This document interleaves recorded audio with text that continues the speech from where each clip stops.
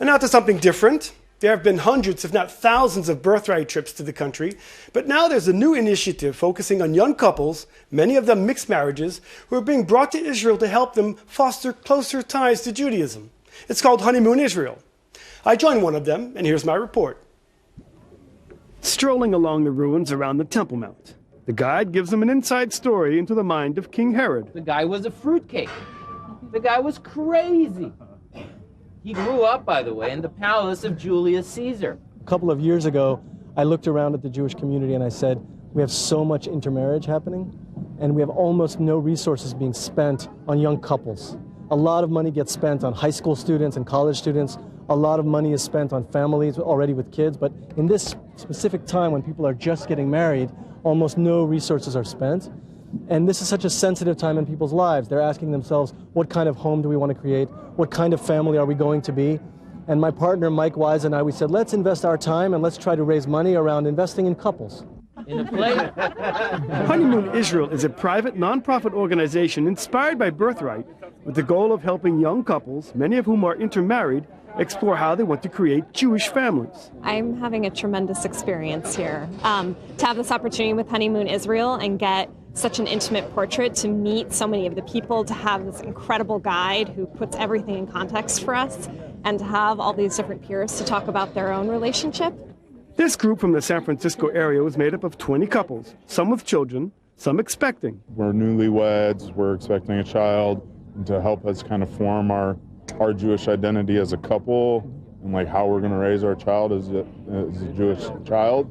In Judaism, yes, but our child will, by default, be intercultural, interracial. It's going to be a very, of a complex identity. The missions come from one city so that they're able to create a network of support for this issue when they return. A big piece of our trip is about creating community, meeting other couples.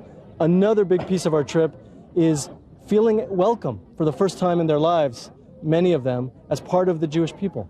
They've been judged, they've felt on the outside, and when they come here, when they hear our message, when they get to experience Israel together, they feel like they're on a level playing field. One of the differences with Birthright is that each couple pays $1,800 to participate.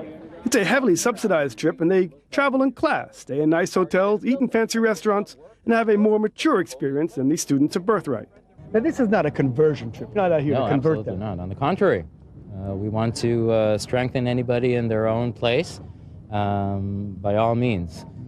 This is a trip which is designed around the understanding of the unique situation with the American Jewish community, unique in Jewish history, I mean, which challenges us to rethink how do we approach as a Jewish society, as the Israeli society, our relations with Jews who married non-Jews.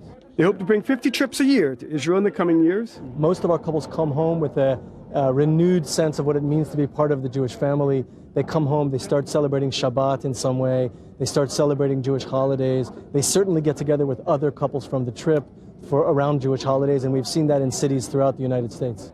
Research shows that some 70% of non-Orthodox Jews were intermarrying in America. I grew up Christian and Buddhist, and so we celebrate Christmas, but I didn't even know Jews. And so to have context around her life and her culture and her people is something that was really important to me. There's something really emotional to be in a place where, you're allowed to be yourself. You're allowed to sort of... Everybody's Jewish. Yeah. But not all of the couples were mixed. Some are totally Jewish, and for some, it really is a honeymoon. It's an opportunity for us to kind of reconnect with our Judaism, to meet other young couples in our community. You know, it's difficult sometimes to find people that you have sort of similar ideas and thoughts about life, the same age, and it's a way for us to bring sort of new traditions into our home, because we're newlyweds. So we just got married a couple weeks ago. Yeah. Thank you. Following their meeting in the Oval Office, President